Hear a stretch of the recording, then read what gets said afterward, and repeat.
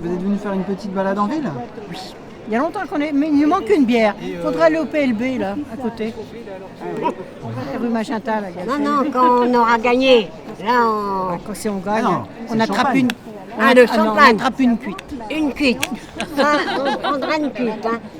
La CGT, nous remontons dans nos lits. On risque de se faire taper sur les doigts quand même, non? On s'en fout? Si on a vraiment la victoire? Ah bah oui, Hein? on s'en fout. Ah bah là on fait péter. Hein. Là, mon vieux... Est-ce qu'il y a encore des... Vincent.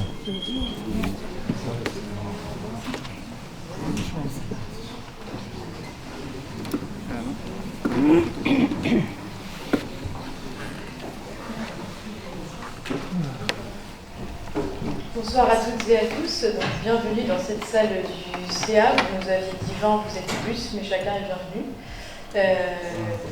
Je rappelle que donc aujourd'hui nous tenons une séance du conseil d'administration du CCAS qui n'est pas publique, contrairement aux conseils municipaux. C'est pas qu'on ne veut pas, c'est que la loi ne le prévoit pas comme ça, et qui n'a aucun objet, enfin aucun point à l'ordre du jour en lien avec la question de la résidence évolution.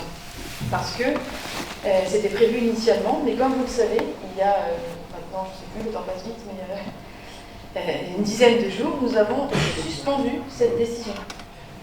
Donc vous avez néanmoins, je crois, souhaité faire une déclaration, donc je ne sais pas à qui je laisse la parole.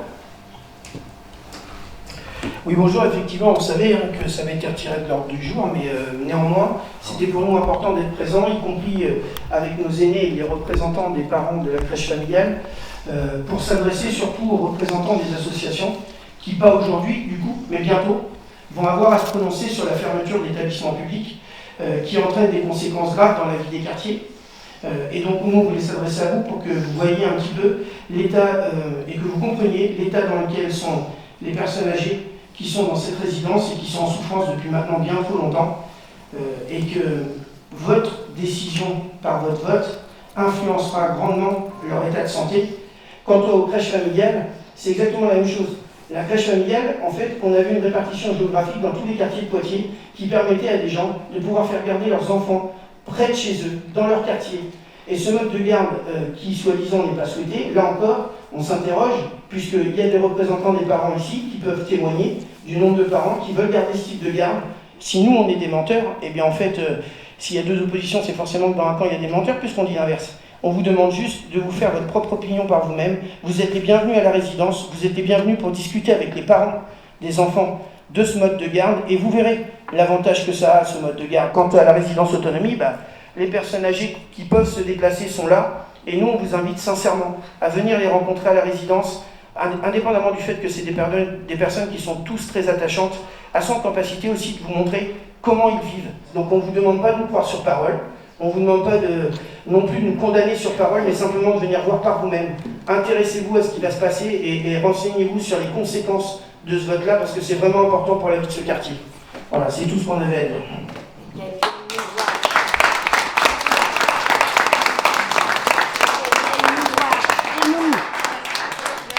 À la résidence, qu'elles viennent nous voir.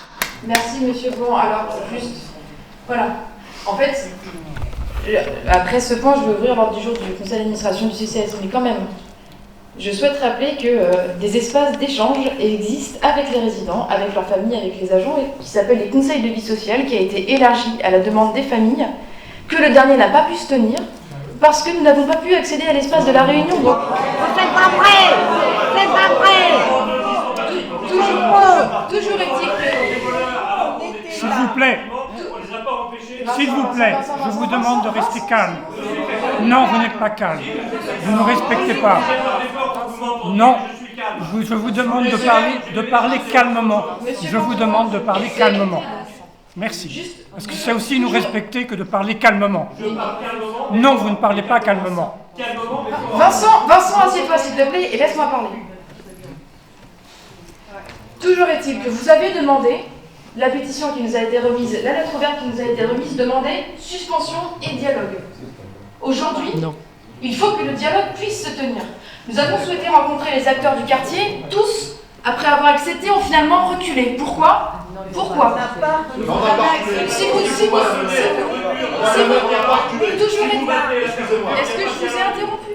D'accord, mais on va après, je vous dis. Non, on ne va pas ouvrir une phase de dialogue. Si vous voulez qu'on se rencontre, on vous a proposé de le faire. Diviser pour mieux régner, c'est pas comme ça.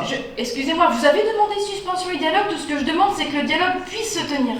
Si vous souhaitez que nous échangeons... Vous maintenez la fermeture à ce moment-là. Parce qu'il n'y a pas de dialogue si vous maintenez la fermeture. C'est la preuve par A plus B que vous demandez suspension et dialogue. On a suspendu, on ouvre le dialogue, on ne peut pas discuter. Non, vous avez dit à la presse après que vous maintenez la fermeture. Sans qu'il n'y a pas de dialogue, si vous fermez, vous faites comme Elisabeth Borne, vous voulez bien discuter des retraites, mais on maintient la loi sur les retraites. Vous faites exactement la même chose. Bon, je propose qu'on...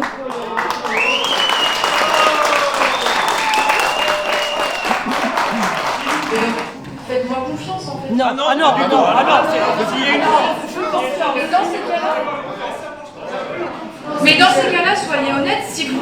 Ce n'est pas la suspension et le dialogue que vous demandiez, c'était l'annulation pure et dure. Oui. Mais donc dans ce cas-là, vous ne savez pas ce que vous demandez.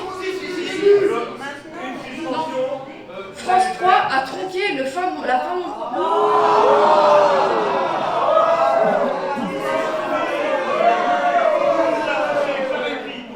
Vous savez quoi? Je vais vous dire la fin de la phrase qui a été tronquée par France 3. On ne peut pas annuler purement et simplement la décision parce que le bâtiment est plein d'amiante et que ce serait reculé.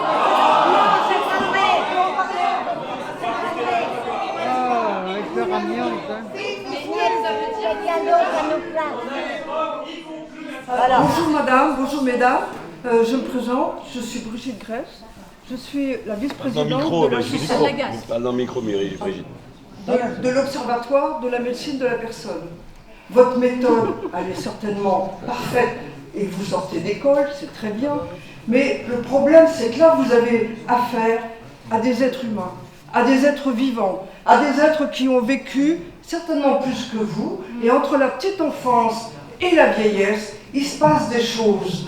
On ne peut pas utiliser les personnes de cet âge-là comme des objets. C'est pas des objets de méthode, c'est pas de méthodologie.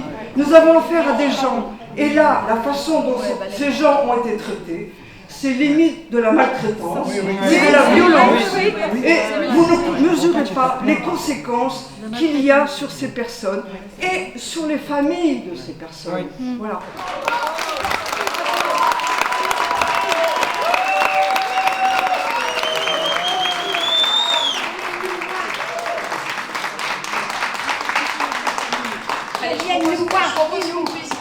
Je propose qu'on puisse ouvrir le CA du CCS. On a vraiment besoin de pouvoir, pour payer les agents, en fait, il faut qu'on puisse voter le budget. C'est tout simplement comme ça que ça se passe.